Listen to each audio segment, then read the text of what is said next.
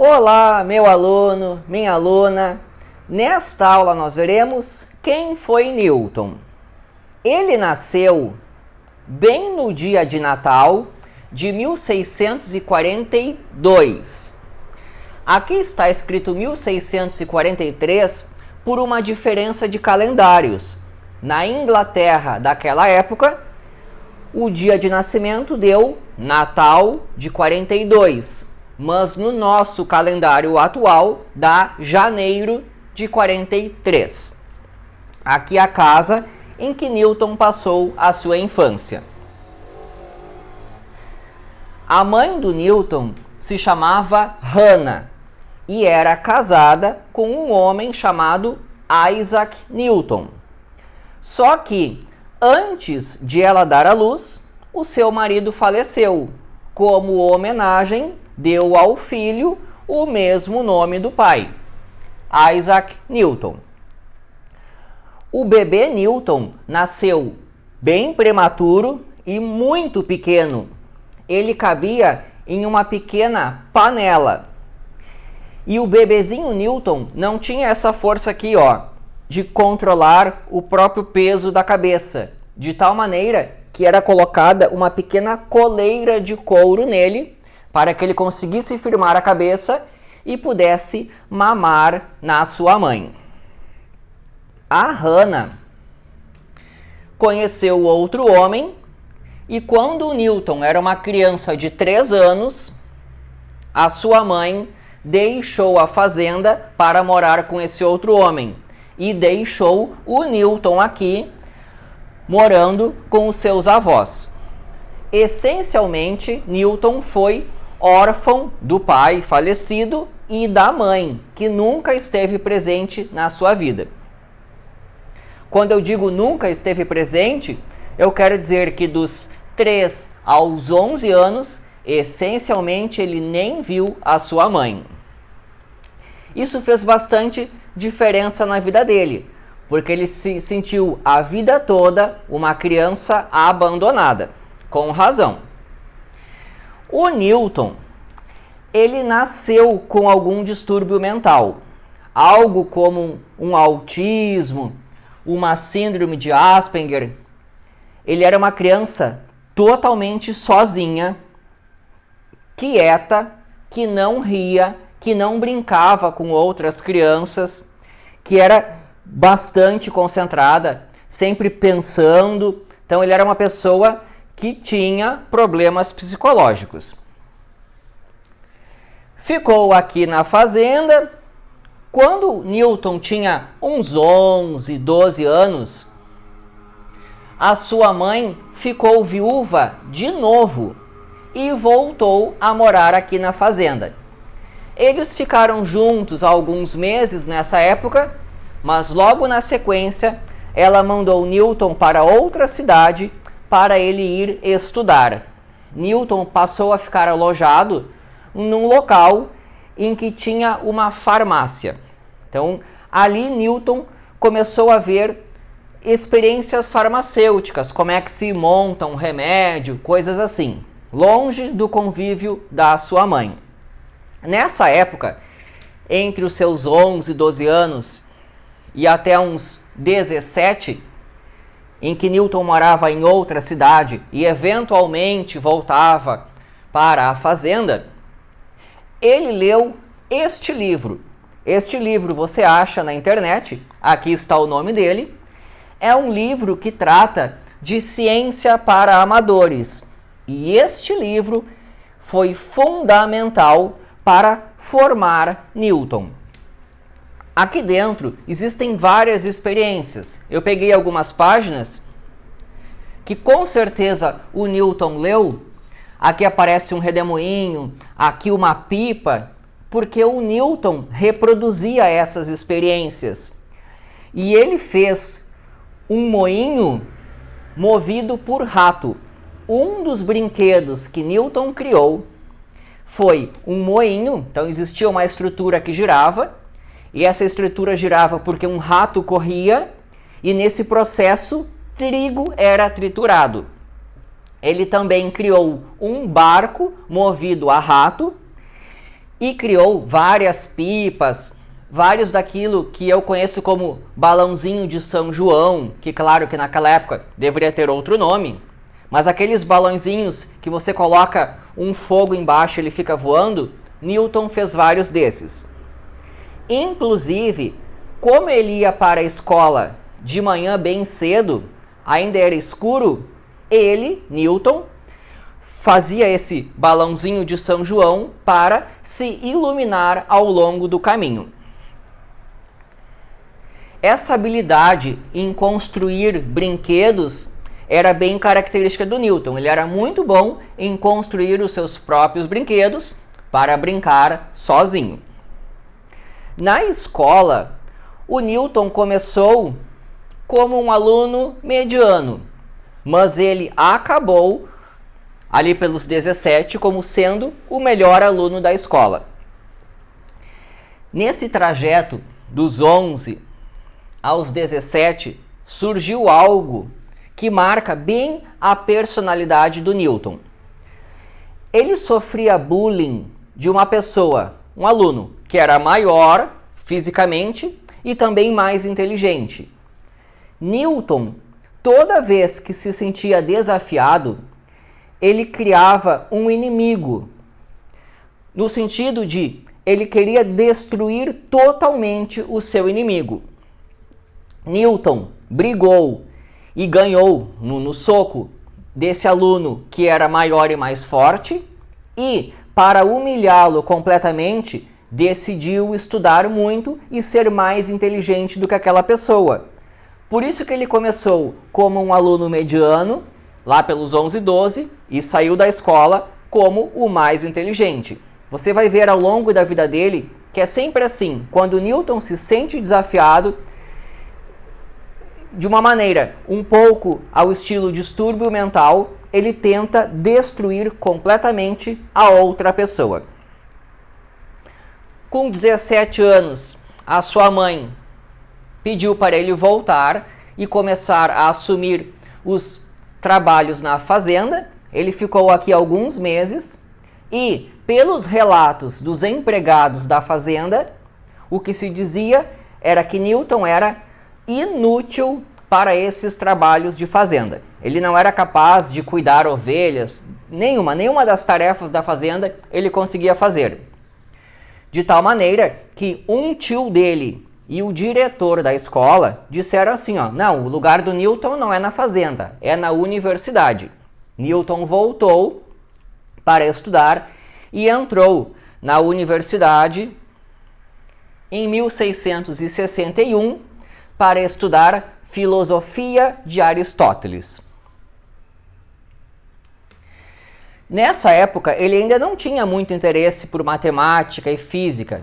O interesse surgiu em 1663, quando ele estava em uma feira e encontrou um livro de astrologia. Para entender o livro de astrologia, ele precisava entender trigonometria.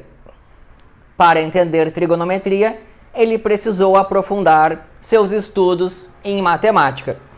Foi aqui, ao ler esse livro de astrologia, que Newton de fato entrou no mundo da física e da matemática. Rapidamente, em uns 2 anos, ele já dominava toda a matemática do seu tempo. Ainda não tinha criado matemática ou física, mas já era uma das pessoas com maior capacidade de resolver os problemas que existiam à sua época. Em 65, a peste bubônica em Londres fechou a universidade.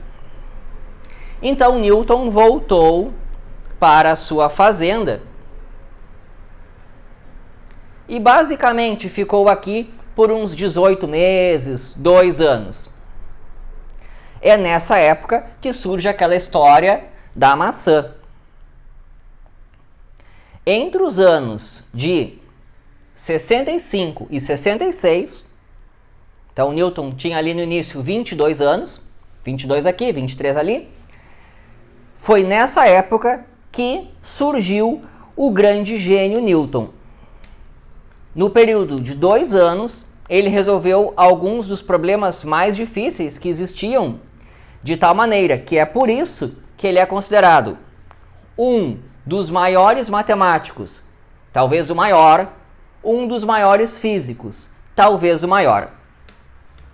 Naquela época, quando um objeto caía, por exemplo, uma maçã, o que se acreditava era o local de cada objeto é o seu local natural.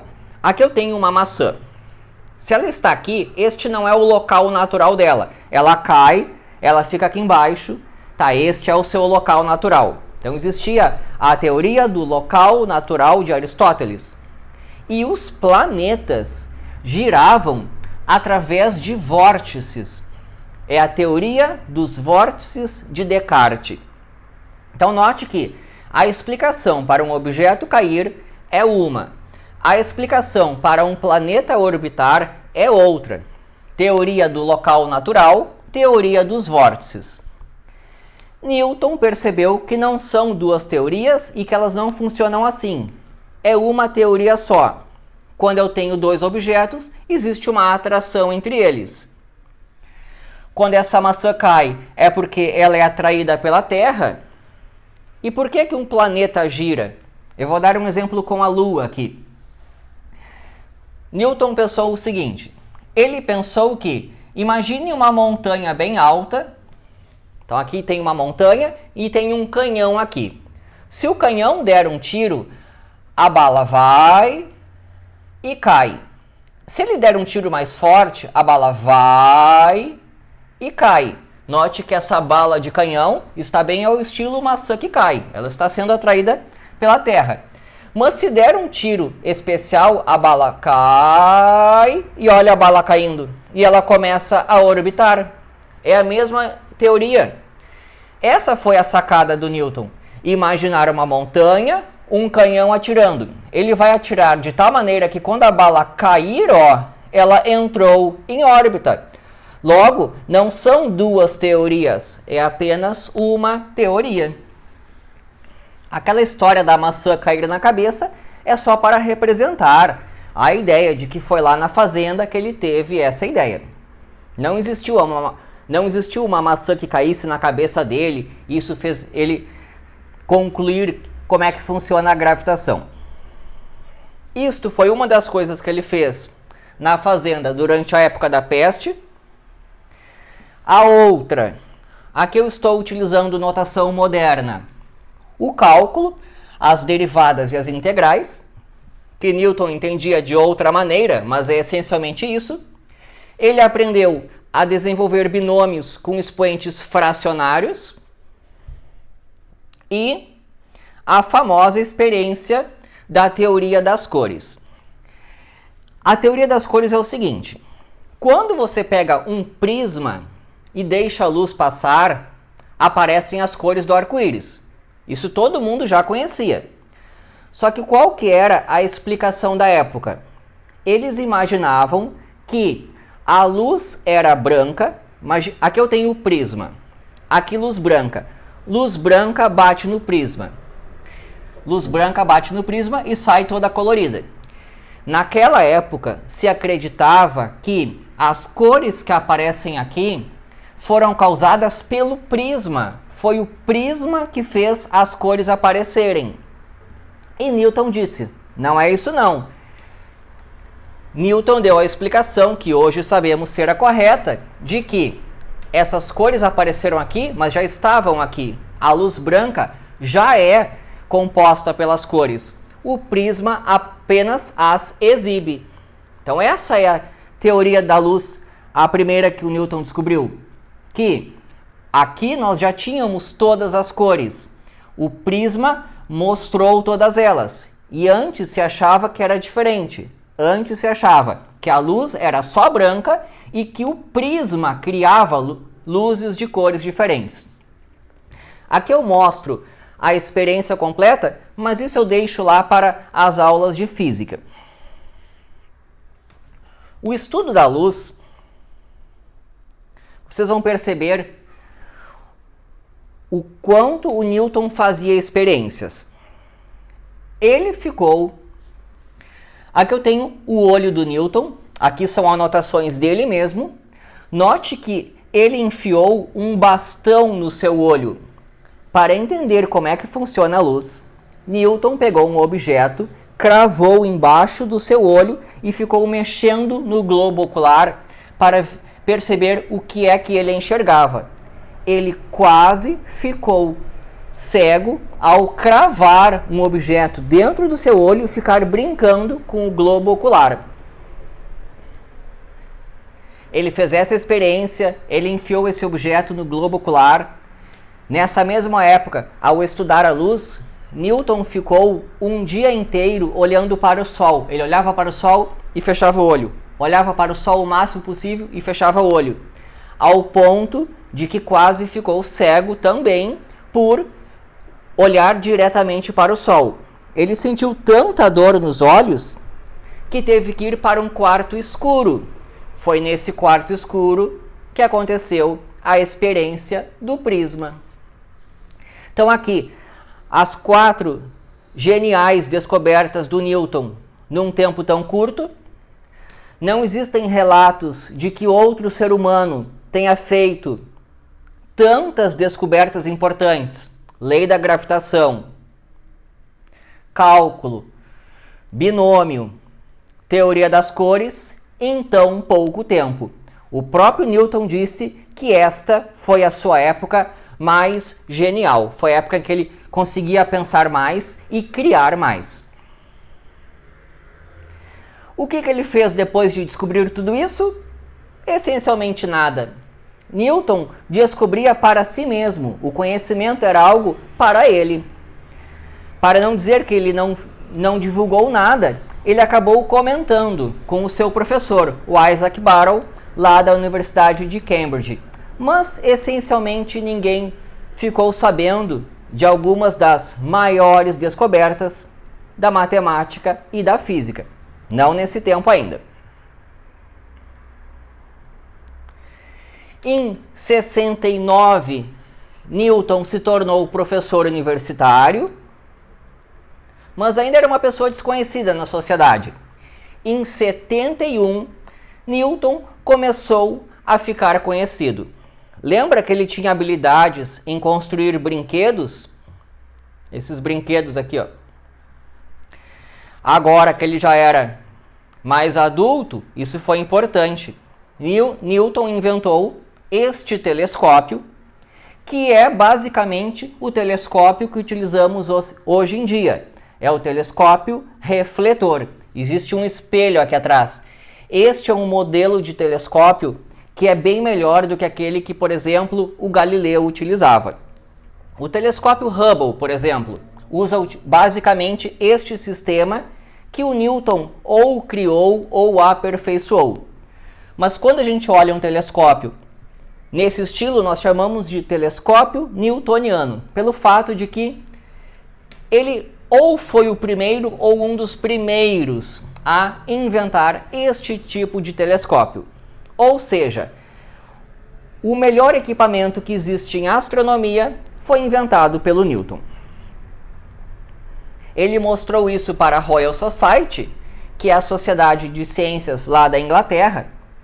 Todos gostaram muito, ele foi convidado a ser membro da Royal Society e disseram assim, ó, você não tem outro trabalho para nos apresentar?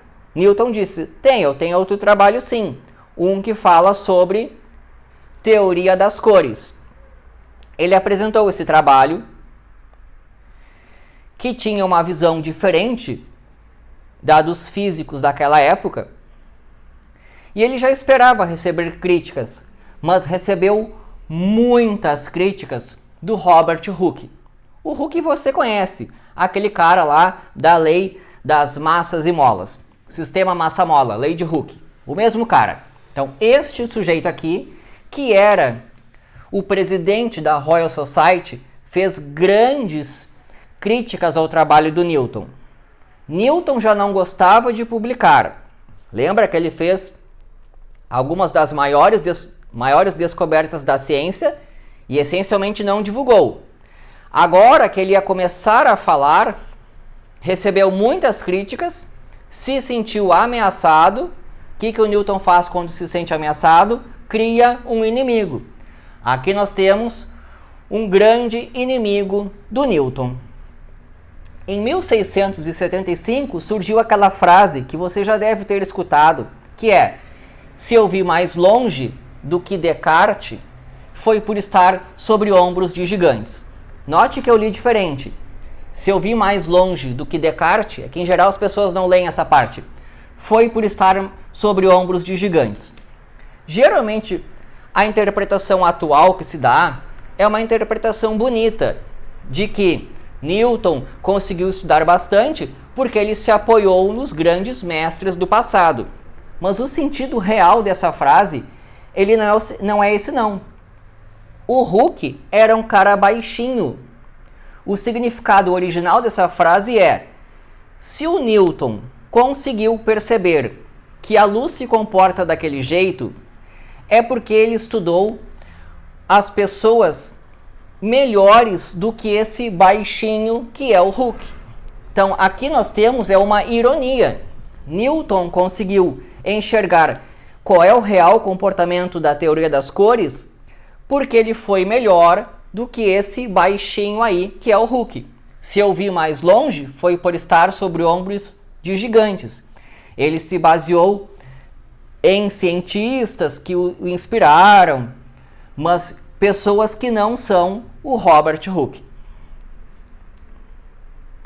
Eu já falei que o Newton é ou foi o maior ou um dos maiores matemáticos e físicos. Mas o que é pouco conhecido para o público amplo é o fato de que ele gastava mais tempo estudando alquimia e religião. Aqui eu tenho uma página escrita pelo Newton. Existem milhares de páginas escritas pelo Newton. Esta em específico fala sobre pedra filosofal. E esta aqui que trata sobre religião é bastante interessante. Se você possui fé em Jesus, eu vou dizer algo muito interessante. Provavelmente, Newton foi o maior matemático em termos de conhecimento a ler a Bíblia. Então considere o melhor matemático de todos lendo a Bíblia. Ele pegou e começou a datar todos os eventos bíblicos. Isso é super difícil, porque depende de astronomia. Ele tinha que ler passagens bíblicas e depois montar modelos de astronomia para conseguir datar o evento. E Newton, o maior matemático que pegou uma Bíblia em mãos, fez cálculos e concluiu que o mundo vai acabar entre 2060 e 2344. Quando você pega a Bíblia numa mão, o maior matemático de todos os tempos, na minha opinião, ou um dos maiores de todos os tempos, como consenso geral, e faz ele ler a Bíblia, literalmente, e fazer as contas, ele prevê que o mundo vai acabar entre aqui e entre aqui. Bastante interessante. Em 2060 eu espero estar vivo ainda. 2344 não. Mas o mundo pode acabar entre aqui e aqui se você fizer uma interpretação literal da Bíblia. Em 84, o Halley, aquele mesmo cara que você conhece do cometa Halley, foi conversar com o Newton e disse: Newton, considere que um planeta gira em órbita elíptica. Qual é o tipo de força que deve estar atuando entre o Sol e esse planeta? O Newton disse na hora: é uma força que é proporcional ao inverso do quadrado da distância. O Halley olhou e disse assim: como é que você sabe isso? O Newton disse: eu já fiz essas contas há um tempo atrás. Só que isso era uma grande novidade. Lembre que essa história de gravitação ele não tinha contado para ninguém ainda. Aqui estamos em 1666, foi quando ele pensou nisso. E aqui nós estamos lá em 84. Já passou bastante tempo e Newton não divulgou isso. O Halley ficou impressionado e disse: cara, você tem que publicar isso daí. O Newton escreveu um pequeno artigo para o Halley, mostrando que de fato ele entendia daquela história de gravitação. O Halley disse: Newton, eu vou bancar do meu bolso um livro completo que explica esse assunto. Foi aí que surgiu, em 87, o Principia. Eu posso dizer que é o maior livro de física que já existiu. Este livro é um marco entre o passado e o que nós temos atualmente em termos de física. É aqui que surge bem forte o fato de que a física e a matemática trabalham juntas, uma com as experiências, a outra com as contas. Eu peguei uma página desse livro. O que está escrito aqui, com certeza você já viu. Lei 1, Lei 2, a Lei 3 está na próxima página. As 3 leis de Newton. A primeira aqui fala sobre a inércia. Então aqui, direto do livro original do Newton, ele explicando as 3 leis de Newton. Mas este é um livro super completo. Existem uns 200 resultados, mais ou menos. A maior parte deles é muito difícil de entender. Uma das coisas que você deve fazer na vida é pegar este livro e dar uma folhada. Você vai perceber que você está, de fato, lendo algo produzido por uma pessoa com uma capacidade cerebral muito acima da normal. Quando eu pego um desses 200 resultados e tento ler, demoro horas para entender. Eu demoro horas para entender. Ele rapidamente foi capaz de produzir aquilo. O Newton era assim. Existem resultados que os maiores matemáticos do seu tempo demoravam meses para resolver. Newton resolvia em uma noite. O cérebro dele era muito avantajado. Em 87, Newton entrou para o parlamento. Então ele virou político. Aqui um fato que nós temos que discutir com calma, que é a relação entre Newton, aqui uma pintura dele quando ele tinha uns 45 anos, e o fátio. Isso aqui ainda está em estudo. Lembre que Newton era aquele cara sozinho, sem amigos. À exceção do fátio. Newton e fátio andavam sempre juntos, muito juntos. O fátio era um aluno do Newton, mas era um aluno ao estilo assistente. O que se pode garantir é o seguinte: fátio era algo que eu posso chamar como o fã número 1 do Newton. Mas isso é razoável. Se você visse o Newton, você seria fã dele. Mas ele era excessivamente fã do Newton. E o Newton gostava do fátio. O que se tem registrado é pela habilidade dele de se comunicar com as pessoas. Lembra que o Newton era aquele cara solitário, quieto, que não ria, com extrema dificuldade de se comunicar com as pessoas. E existem poucas cartas pessoais do Newton, mas das pouquinhas que se tem, em alguns trechos é possível ler uma espécie de saudade de Newton por fátio. Newton não gostava de outras pessoas, mas ele fez questão de viajar algumas vezes para visitar fátio. Esses são os fatos. Uma possível interpretação disso é uma relação homossexual entre os dois. Mas daí essa relação homossexual, como ela não está registrada, eu não posso dizer que é verdade. Os fatos eu apresentei. As interpretações dadas por psicólogos, psiquiatras, levam às vezes para esse homossexualismo, às vezes não. Isso ainda está em discussão.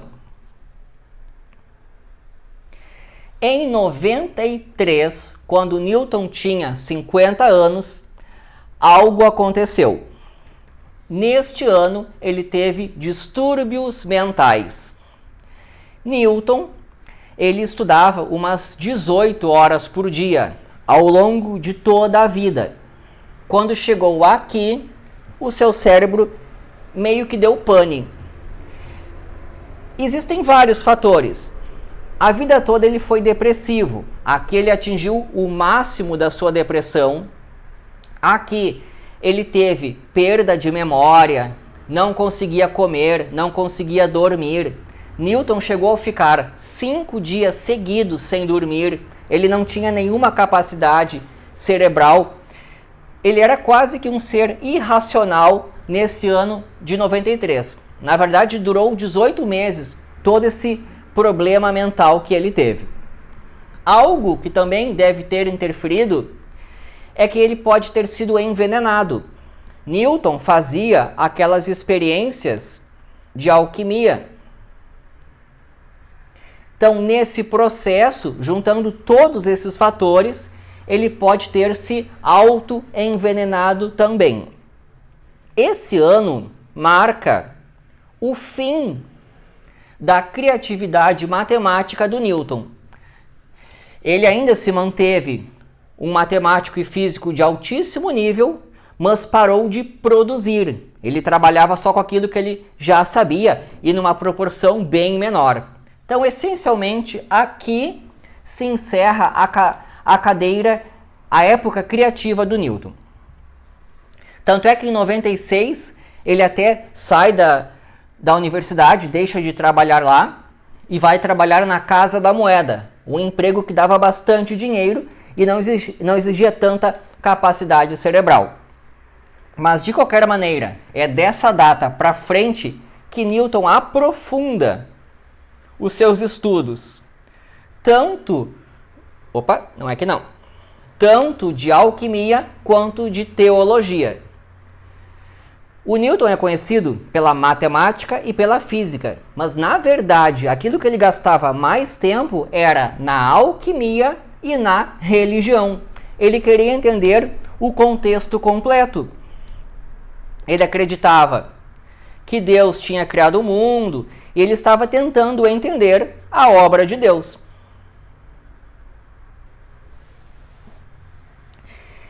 Em 1703, Newton já tinha 60 anos, morreu o Hooke. Onde é que está o Hooke? Morreu o Robert Hooke, que era aquele inimigo do Newton que brigava com ele pela questão da luz. O que é que Newton fez quando Hooke morreu? No outro ano, 704, publicou o seu livro sobre a teoria da luz. Então ele esperou o Robert Hooke morrer para mostrar a sua teoria. Mas ele fez mais do que isso. Sempre que Newton é ameaçado, ele tenta destruir a pessoa, destruir a sua imagem, denegrir tudo o que tinha dela. Newton pegou a única pintura que existia do Robert Hooke, pegou a pintura da parede e destruiu a pintura. Hoje nós não conhecemos a face do Robert Hooke porque Newton, no seu processo de destruir a imagem de um inimigo, destruiu a sua pintura, derrubou a sua teoria. Isso é o Newton típico, um cara que vai esmagar quem lhe provoca até o fim. É neste livro, em 1704, que ele fala sobre a óptica, num trabalho completo, e o cálculo para o público amplo. 1704. Foi só aqui que ele divulgou para o público amplo isto daqui, ó. O cálculo, que foi lá de 65 e 66. Então ele deixou passar muito tempo. O que acontece quando você deixa passar muito tempo? Alguém vai lá e faz e publica.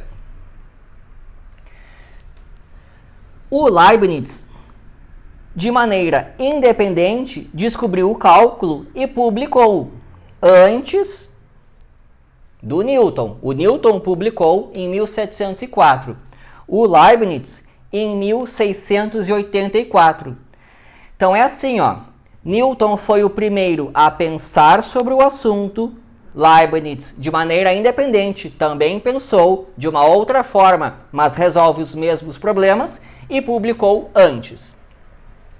Eu apenas esqueci aqui, em 1705, Newton já tinha bastante dinheiro, ele era famoso, ele era um estilo herói da Inglaterra e herói basicamente do mundo todo. Os franceses adoravam ele, os suíços, os alemães também. E em 1705, o Newton se tornou nobre, Sir Isaac Newton. Então agora, a partir daqui, ele já era um nobre, bem de dinheiro, bem famoso. Ele ainda era uma pessoa muito fechada, mas frequentava salões, ele gostava de usar aquelas roupas daquela época. Foi nessa época que, com dinheiro, começaram a surgir várias das pinturas do Newton. Aqui o Newton ainda está jovem. Uma pintura assim era muito cara na época. Mas quando ele começou a ficar mais velho, ele já tinha bastante dinheiro, começaram a surgir várias pinturas do retrato do Newton. Eu estava falando aqui do cálculo. Leibniz, ele era na Alemanha, no que hoje é a Alemanha, conhecido como sendo o criador do cálculo. Newton pensou assim, como é que em algum lugar estão dizendo que o criador do cálculo foi o Leibniz e não fui eu? Newton se sentiu ameaçado. O que é que o Newton faz quando se sente ameaçado? Destrói a pessoa. Foi, num certo sentido, bem vergonhoso o que aconteceu.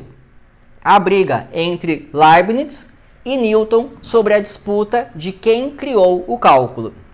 Newton, de fato, foi o primeiro, mas Leibniz foi o primeiro a publicar, de tal maneira que hoje nós consideramos que os dois desenvolveram o cálculo de maneira independente, são dois criadores.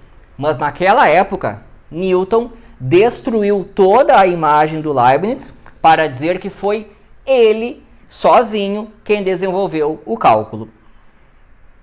Para comparar, Leibniz morreu sozinho e no dia de seu enterro só estava o seu secretário. Newton faleceu em 27. Está enterrado aqui e foi enterrado com polpas de um rei. É como se um rei tivesse morrido. Ele morreu rico, famoso, nobre. Todo mundo amava ele, embora ele fosse aquela pessoa bastante esquisita. Mas isso aqui também você pode visitar, lá na Inglaterra, o túmulo do Newton. Hoje, quando se faz experiências no cabelo dele, se percebe que ele estava, de fato, contaminado. Existe a presença de metais no cabelo do Newton, resultado daqueles vários anos de alquimia. Aí está uma lista razoavelmente completa desse que foi um dos maiores gênios da humanidade. Espero que tenham gostado. Se inscreva no canal e é isso daí.